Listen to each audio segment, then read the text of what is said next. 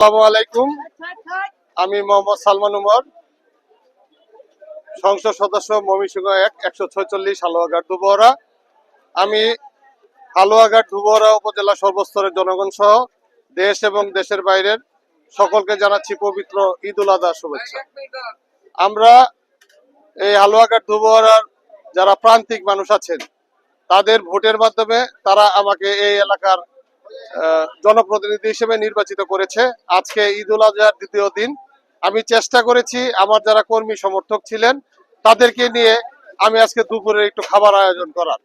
এই উপলক্ষেই আমাদের হালুয়াঘাট এবং ধুবরার বিভিন্ন উপজেলার বিভিন্ন ইউনিয়নের বিভিন্ন প্রান্ত থেকে মানুষরা এসেছে এখানে ঈদের শুভেচ্ছা বিনিময় করার জন্য। তারা ঈদের শুভেচ্ছা বিনিময়ের পাশাপাশি দুপুরের খাবার তারা খাচ্ছেন। খুব আনন্দ ঘন পরিবেশে আমরা এই ঈদ উল আজহা উদযাপন করছি। আপনারা অবগত আছেন, আমি সংসদ সদস্য নির্বাচিত হওয়ার পরেই আমার এলাকার যে সমস্যাগুলা সেই সমস্যাগুলা নিয়ে ইতিমধ্যে আমি মহান জাতীয় সংসদে কথা বলেছি। প্রত্যেকটা বিষয়ের উপরে আমি নজর রেখে কথা বলার চেষ্টা করেছি।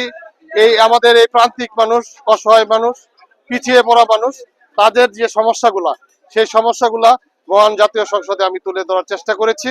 আমি এই এলাকার সন্তান হিসেবে এই এলাকার মানুষের যে চাহিদাগুলো আছে সেইগুলা কিভাবে অতি দ্রুত সমাধান করা যায় সেই লক্ষ্যে কাজ করে যাচ্ছি।